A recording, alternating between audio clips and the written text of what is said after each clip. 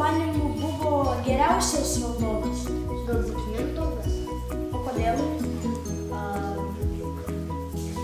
Galbūt, kad jis buvo pirmasis, turbūt gerai valdė ir geriausiai padėjo Lietuvai.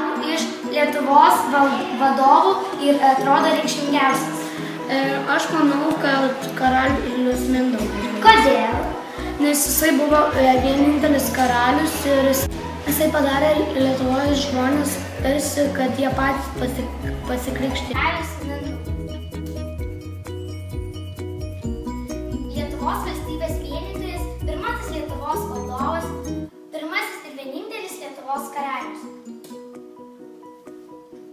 1245 metais vokiečių kronikininkas Mindaugą pavadino aukščiausiu karaliumi, o tai liudija, kad Lietuva jau buvo suvienyta. 1251 metais Mindaugas krikštijosi su būriu jam priklausančių žemių gyventojais bei išsiuntė pas popiežių Inocentą IV pasiuntinį. Mindaugas.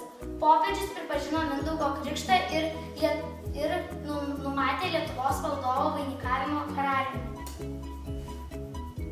253 metais Liepos 6 dieną Mindaugas vainikuotas Lietuvos karaliumi. Lietuva oficialiai buvo pripažinta krikščioniškąja šalimi ir priimta į Europos politinę sistemą. 1263 metais Mindaugas buvo nužudytas. Sąmokslininkų ir visi reikšmingi tarptautiniai pasiekimai, kuriuos jam pavyko iškovoti, buvo įtvirtinti daugiau kaip prieš 100 metų, kai Lietuva antrą kartą pasikrikštė. Apie Gediminą, kad Gediminas yra Kęstučio ir Algirdo tėvas. Ir dar žinau, kad Vilniuje yra Gedimino bokštas.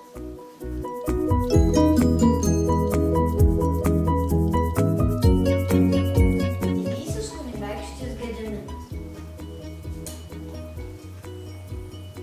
Gimė 1275, mirė 1341. Jis gyveno ir valdė net 66 metus. Jis turėjo labai daug vaikų, net 11. Tai Kęstutis, Karjotas, Algirdas, Elžbieta, Liubartas, Marija, Jaunutis, Eufemija, Mantvydas, Aldona ir Narimantas. Net 3 iš jų buvo kunigaikščiai. Tai Jaunutis valdė LDK po Gedimino mirties, o Algirdas ir Kęstutis valdė abu kartu. Vilniaus įkūrimas. Nėra tiksliai nustatyta, kada įsikūrė Vilniaus gyvenvietė. Apie tai byloja tiktais geležinio vilko legenda. Lietuvos Gediminas medžioklėje susapnavo sapną. Ant kalno kaukė geležinis šarvais apsišarvavęs vilkas, pakėlęs galvą į mėnulį. Jis staugė taip garsiai, lyg staugtų jame pasislėpusių 100 kitų vilkų. Vyriausiasis žynys išaiškino sapną. Dievai apreiškė tau savo valią ir jeigu ją išpildysi, laukia tavęs garbė ir galybė. Geležinis vilkas reiškia, kad toj vietoj turi būti pastatyta tvirta pilis ir miestas, valstybės sostinė, o 100 vilkų jame staugiančių reiškia gyventojus, kurie tave ir to miesto garbę ir galybę išgarsins po visą pasaulį. Pavaizduotos 3 monetos skirtos Gediminui. Dabar jos saugomas Lietuvos nacionalinio banko muziejuje. Koks tavo manymų kunigaikštis yra pats svarbiausias? Mano manymu Vytautas, kad jisai labai daug ko nuveikė ir buvo teisingas ir sąžiningas. Ką tu žinai apie Algirdą? Aš žinau, kad buvo 2 broliai Algirdas ir Kęstutis. Ir kai mirė Gediminas, jie valdė Kęstučio.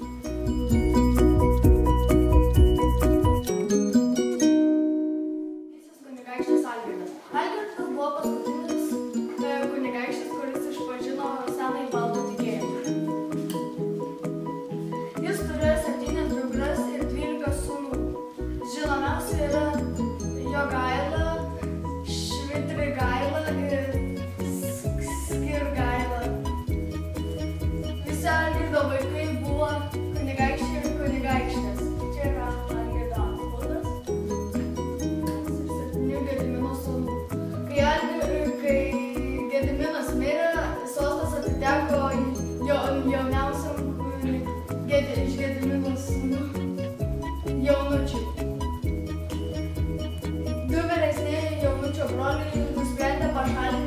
nuimti iš sosto ir iš valdžios. Algirdas tapo Lietuvos didžiuoju kunigaikščiu. Jis gyveno Vilniuje ir rūpinosi rytinė kunigaikštystės dalimi. Kęstutis padėjo broliui valdyti šalį, jis valdė vakarinę Lietuvos dalį. Lietuvos didysis kunigaikštis Algirdas, prijungdamas daug rytinių slavų žemių iš Lietuvos didžiosios kunigaikštystės, padarė didžiausią Europoje valstybę. Algirdas pasižymėjo santūrumu, atsargumu, gudrumu. Derybomis ir sutartimis jis pasiekdavo daugiau negu ginklo jėga.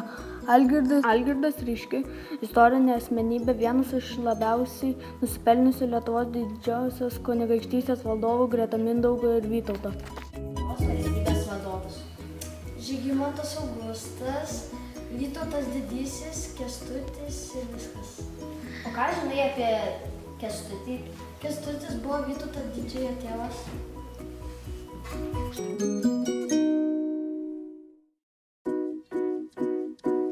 Kunigaikštis Kęstutis. Kęstutis yra Gedimino sūnus, didžiųjų kunigaikščių Vytauto bei Žygimanto tėvas. Kunigaikštis Kęstutis valdė nuo 1381 metų iki 1382 metų. 1345 metais Kęstutis pagal išankstinį susitarimą su Algirdu užėmė.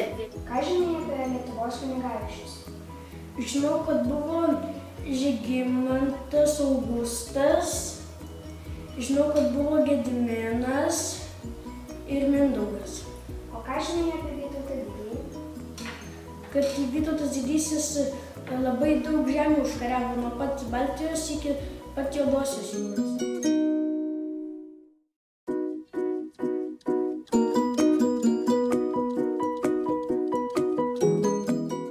Vytautas didysis žymiausias visų laikų Lietuvos valdovas. Jo valdymas pasižymėjo reikšmingais darbais ir permainomis valstybės ekonominio, politinio ir kultūrinio gyvenimo srityse. Tuo metu Lietuva pasiekė maksimalias savo teritorijos ribas ir tapo valstybė nuo Baltijos jūros iki Juodosios jūros. 1410 metais vyko Žalgirio mūšis. Jam vadovavo du pusbroliai – Vytautas didysis ir Lenkijos karalius Jogaila. Žalgirio mūšį galutinai likvidavo Kryžiuočių ordino grėsmę Lietuvai. Vytautas didysis kartu su Jogaila krikštijo Lietuvą. Kadangi aš esu Augustas, tai mane labai domina Žygimantas Augustas. Žinai apie Žygimantą Augustą, Kad jis buvo vedęs Barborą Radvilaitę.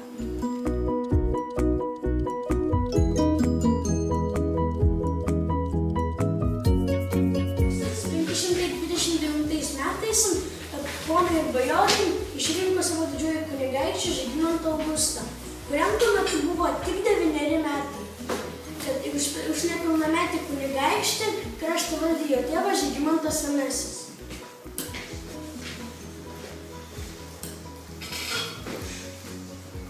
Žygimantas Augustas savo valdymo pradžioje gyveno Vilniuje, labai išmėstą mėgo ir jo rūpinosi.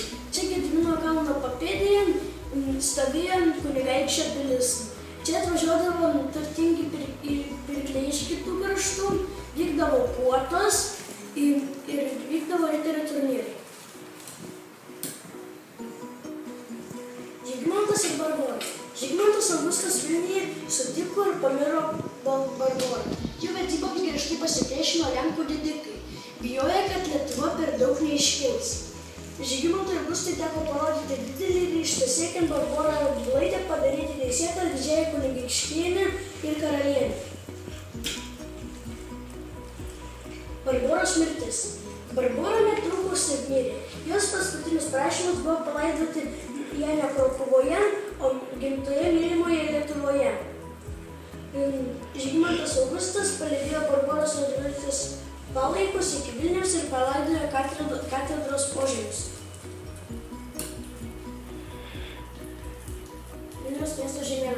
baigtas. Nuomonė, kunigaikštis buvo geriausias ir naudingiausias Lietuvai. Labai sunku pasakyti, kuris pats naudingiausias, nes iš tiesų buvo kiekvieno darbas labai savitas ir labai reikšmingas.